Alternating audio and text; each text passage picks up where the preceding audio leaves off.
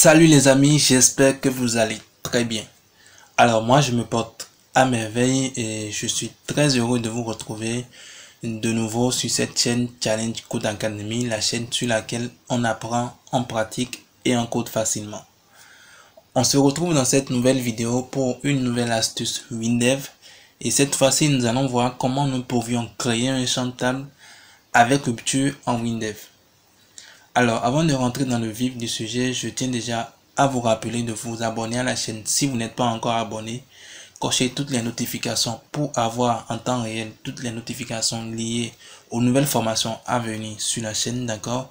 Ça vous permettra d'être les premiers à pouvoir bénéficier, à voir déjà les nouveaux tutoriels. Laissez-nous également un pouce bleu et partagez cette vidéo, ça va beaucoup plus nous aider, nous motiver et nous encourager à toujours vous donner des contenus de bonne qualité. Alors, on va rapidement rentrer dans le vif du sujet. Comme on l'avait dit tantôt, dans cette nouvelle vidéo, nous voulons partager avec vous une nouvelle astuce WinDev qui va consister quand même à pouvoir créer un champ table avec rupture. Alors, cette fois-ci, pour vous montrer l'intérêt de la chose, on a pris l'exemple d'une interface. J'ai pris beaucoup plus l'exemple d'une interface que nous avions déjà créée ensemble dans la formation WinDev pour débutants. Et donc, au niveau de cette interface-ci, nous avions quand même géré les salles où on a beaucoup plus fait l'enregistrement des salles. Et donc, pour pouvoir enregistrer une salle, on prenait des informations telles que le nom de la salle, le nombre de postes disponibles au niveau de la salle, ainsi que le segment sur lequel la salle est disponible. D'accord? Et donc, déjà, je vais rapidement tester l'interface, vous allez voir.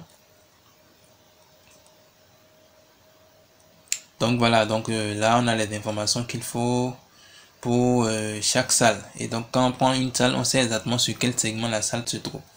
Alors ce qui nous intéresse beaucoup plus maintenant, c'est de transformer maintenant le champ table, ce champ table, d'accord, pour être précis, en un champ table avec rupture, de manière à ce qu'on puisse être en mesure de pouvoir identifier déjà à partir de chaque segment les salles qu'il y a. Donc au niveau de chaque rupture, on aura beaucoup plus le nom du segment où on va maintenant avoir les informations des salles maintenant par segment au fait.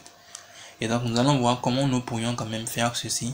Ça va vous aider à pouvoir améliorer vos champs tables, d'accord, au niveau de vos applications en WinDev, en tenant compte beaucoup plus de ce que le client souhaite ou même de ce que vous souhaitez offrir comme fonctionnalité à vos clients ou aux utilisateurs de vos applications.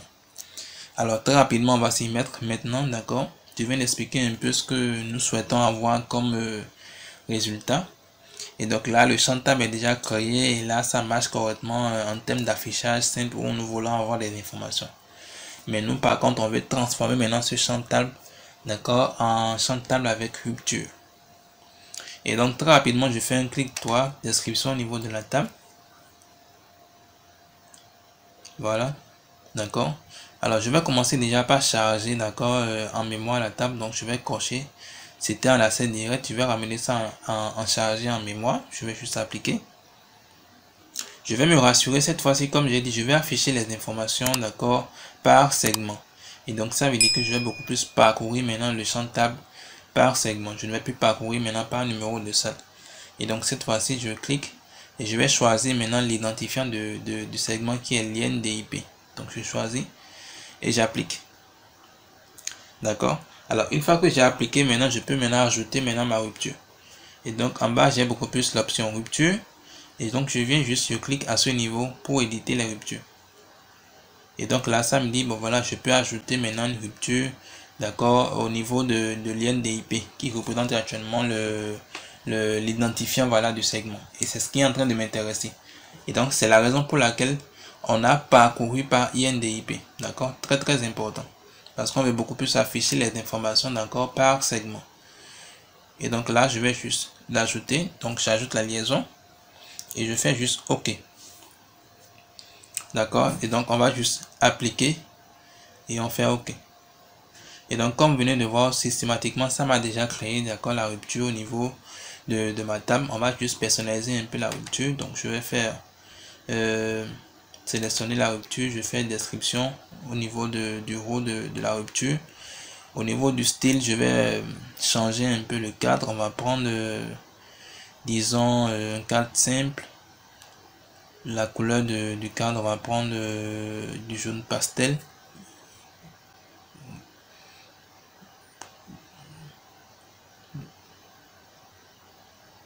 couleur du fond. Alors, on va voir ce que le jaune pastel nous donne. Voilà, pas mal. D'accord. Et donc ça, c'est beaucoup plus on vient de créer actuellement la rupture. D'accord. Et donc ce qui nous intéresse beaucoup plus, comme on vient de le dire, c'est qu'on doit pouvoir être en mesure de pouvoir maintenant voir au niveau de chaque rupture le segment concerné. Donc on va rapidement faire création. Je vais prendre un libellé que je vais venir déposer au niveau de row de rupture. Alors je vais choisir le row pour l'écarter un peu. Voilà, l'agrandir un peu. Très bien, donc là je vais maintenant disposer correctement mon libellé. Je pourrais refermer légèrement. Voilà. Donc je vais agrandir mon libellé. Description du libellé.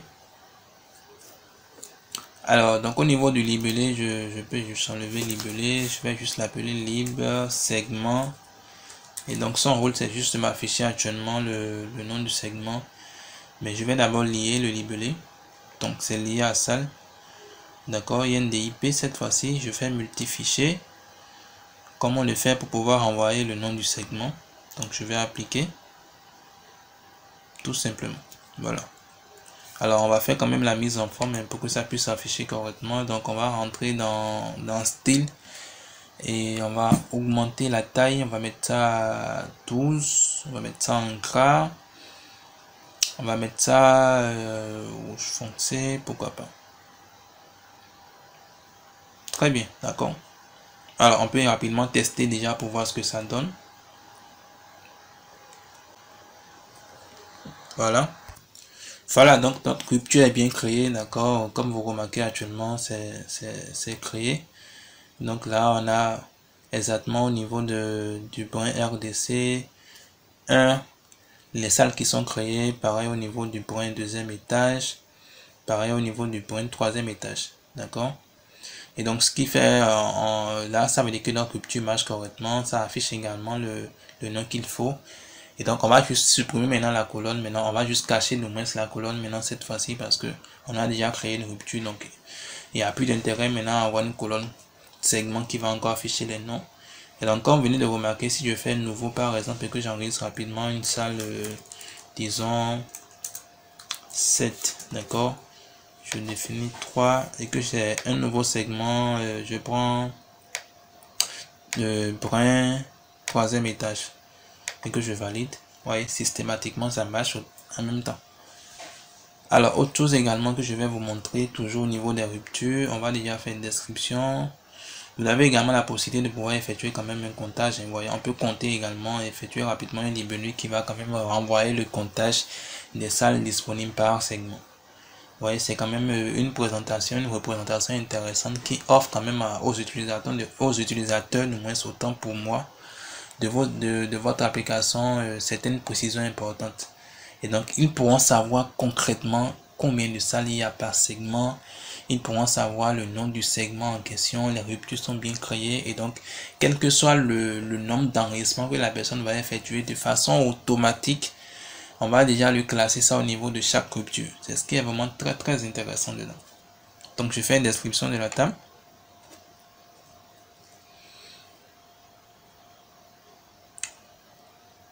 Alors donc INDIP, UI, je décoche la visibilité.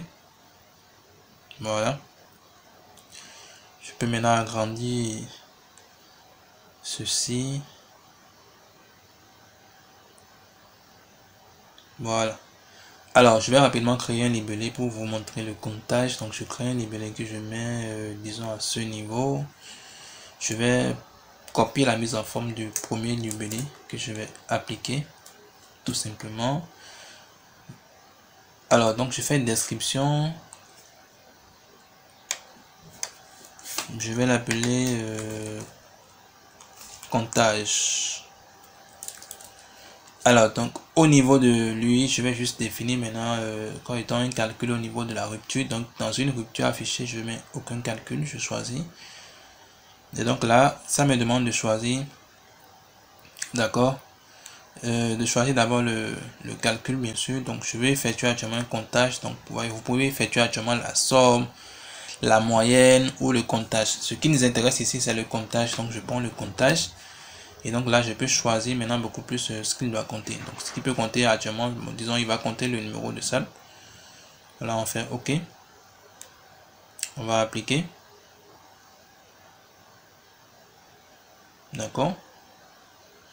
Et là, je teste l'interface.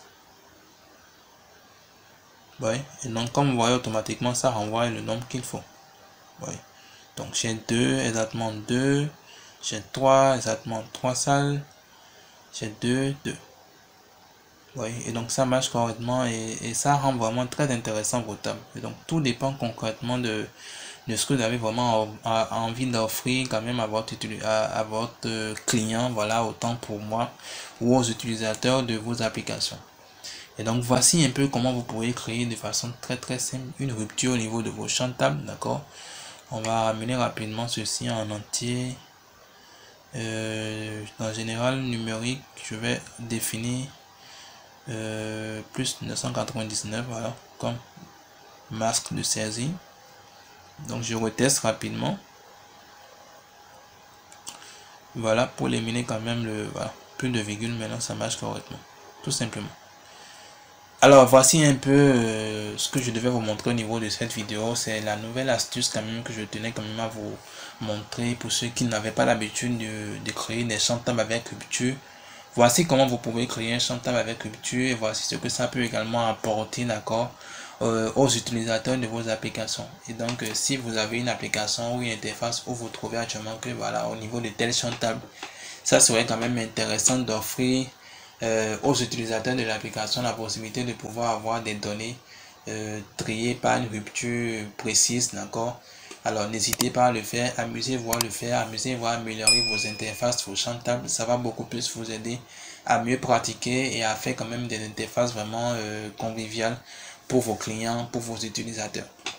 Alors j'espère que vous avez quand même compris un peu les différentes étapes pour pouvoir quand même créer de façon très simple une rupture. On va se retrouver très vite pour une nouvelle astuce dans la vidéo prochaine et donc chers amis, on va se dire à très bientôt.